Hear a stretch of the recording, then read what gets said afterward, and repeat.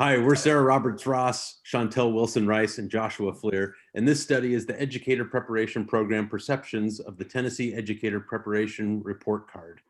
To help you keep all this straight, the Educator Preparation Program are institutions like colleges of ed that prepare teacher candidates, and we will be calling these by the acronym EPP for the remainder of this presentation. And then the second part, the Tennessee Educator Preparation Report Card, is the state assessment measure that's used to evaluate EPPs, and we'll be referring to this by the shortened version, just report card. There are 4 domains on the report card, and we'll be looking at just the overall performance domain for the purposes of this presentation. To begin, we want to introduce you to our overall dissertation. Now, we've entered an era of increasing EPP accountability, and this has been referred to as the best of times and the worst of times. The best of times because the accountability measures have produced new data to inform program improvement and the development of more successful ways to connect theory to practice. And the worst of times because government oversight has been seen by some as state surveillance, and it has not always provided useful information back to EPPs that would be requisite in order for program improvement. So the purpose of this study is to ask, are EPP accountability systems working? Specifically, this study sought to understand EPP perceptions of the utility and validity of the accountability metrics on the report card. And our research question that applies to this presentation, related to our quantitative element of this study, asks, to what extent do Tennessee's EPPs perceive that the report card adequately evaluates their effectiveness as an EPP? And this has 2 parts. Part A is, what are the differences in EPP perceptions of the report card among EPPs disaggregated by program size, type, and location? And then B, is there a relationship between the EPP perceptions of the report card's evaluation of their effectiveness and their domain ratings, which for our purposes is specifically overall performance on the report card? So the figure that you see there on the far right is the framework that's particularly applicable to the quantitative portion of this study, and it comes from Cochran-Smith et al. It's the framework for understanding education accountability policies. And the premise that they have is that policies are not static. Therefore, accountability measures that result from policy are not static. They identify 4 general spheres that impact the continual cycle of policy as it relates to teacher education and EPP accountability. And you can see those 4 general spheres there. Looking at the literature for this study, we began with an overview of the history of American EPPs and how increased accountability led to federal legislation. From there, we discussed EPP logistics like accreditation and state approaches to accountability. Next, we discussed EPP variables such as type, size, location, perceptions, and EPP pathways. And lastly, we discussed studies using ANOVA, correlation, perception, and exploratory research, and these methods informed our study. For this mixed methods research, we used an embedded design where it included a collection of both qualitative and quantitative data, but the quantitative data plays a supplemental role in a largely qualitative study. For part A of our question, for our research question, we used a causal comparative design, which looks at the educational phenomena of educational accountability, and we wanted to determine that cause and effect relationship to see if the groups differed amongst type, size, and location. For 4B, we used a correlational design to see if there was a relationship amongst the perception and the reported data from the domain of the report card. The independent variable was the EPP ratings on the website, and the dependent variable was the EPP perceptions of how accurately the ratings evaluated the effectiveness of their organization. Our population was a target population, so all the participants were part of the study. And we drew from 50 EPPs in the state of Tennessee. 60% of those participants were deans or directors in a college of education.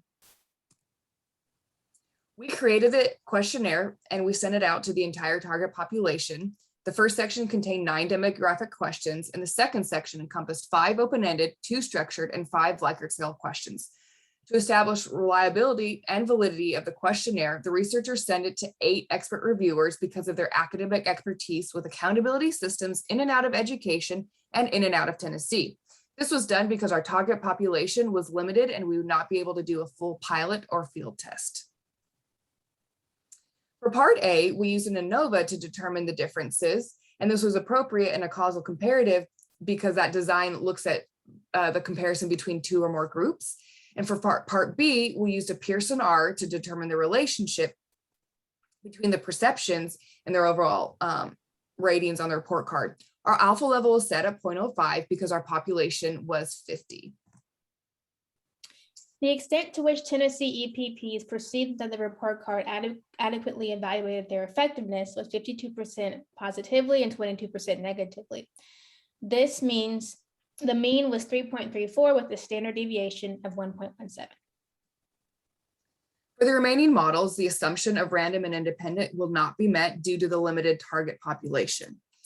For null 4A-1, which looked at public and private institutions compared to alternative, the one-way ANOVA found that there was nothing statistically significant with a p-value of 0.19, so the null hypothesis was retained. EPP types, while they're different, they have similar perceptions about the validity of the report card's ability to evaluate their overall performance.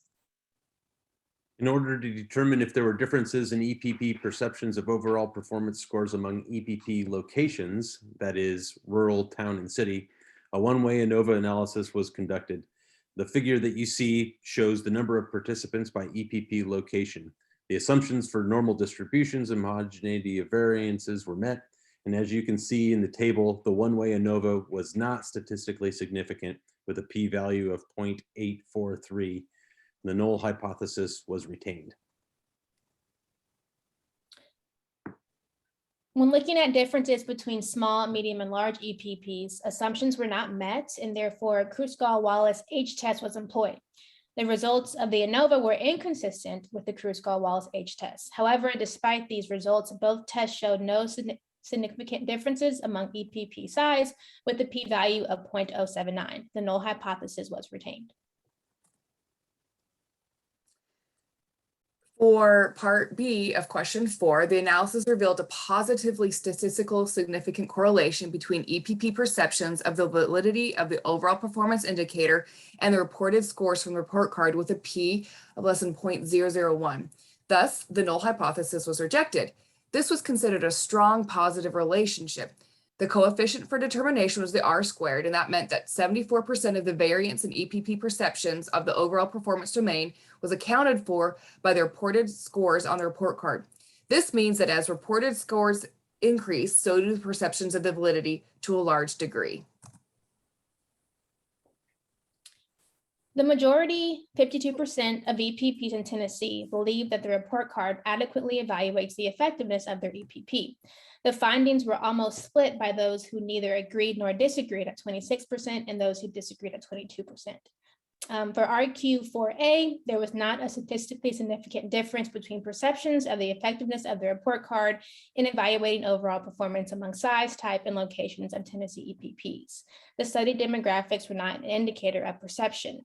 For RQ4B, the analysis revealed a strong statistically significant relationship between perceptions and the reported ratings of the overall performance category of the report card.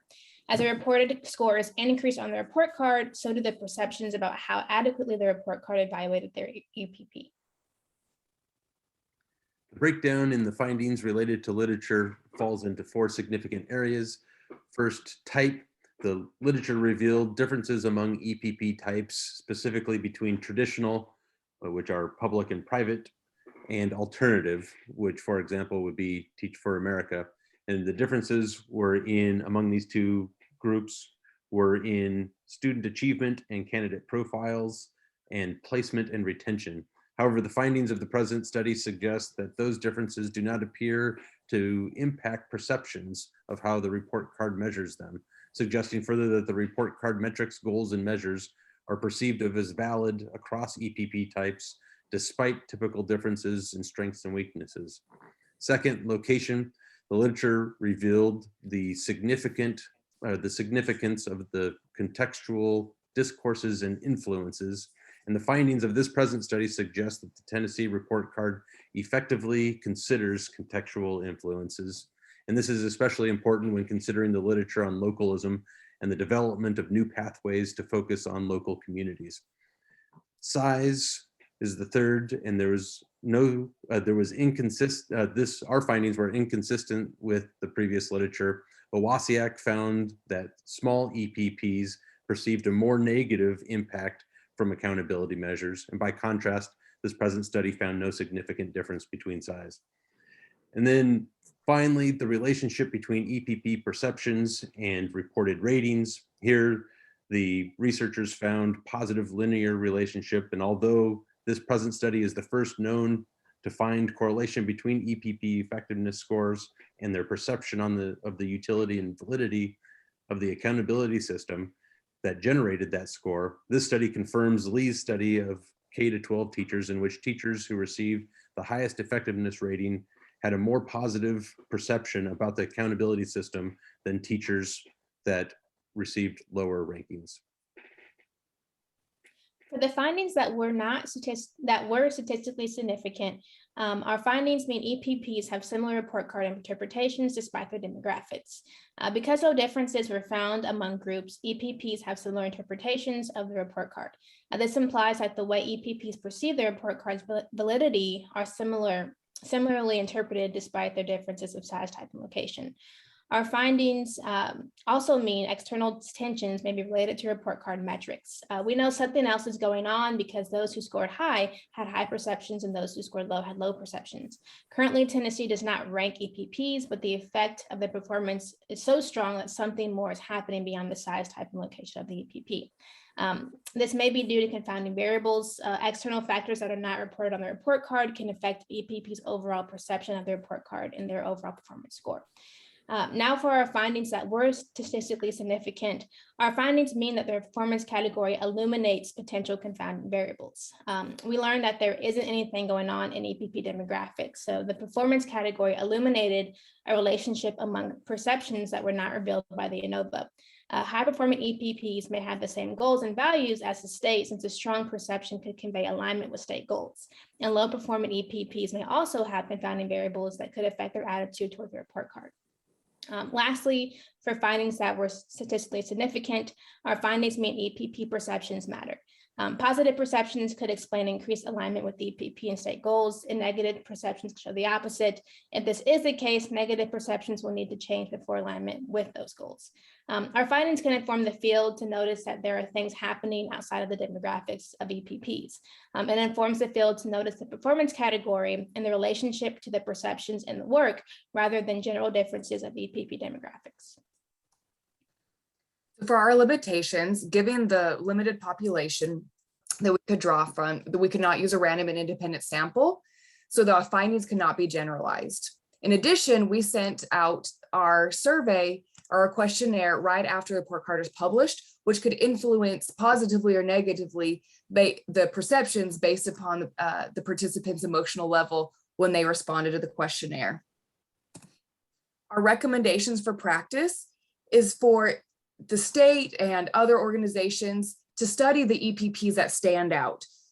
Further investigation to what those programs are doing could support other future programs and policy makings. The second recommendation is for stakeholders to seek feedback from EPPs that perceive the report card negatively and low. Those could also reveal insights and potential areas for improvement. Lastly, recommendation for future research would be a case study of high and low performing EPPs, of what is going on within them, and then looking at the stakeholders within the EPPs of how can they better tighten up the goals and alignment based upon those indicators from the report card. In addition, you could add additional variables, looking at school mission, student population, resources, and the inclusion of the performance category for the ANOVA test. And finally, a longitudinal study of the impact of the report card from its inception to the current to say what is actually happening and is it making a difference. We want to thank you so much for your time and listening to our presentation. We hope that is insightful, and we just want to thank you again.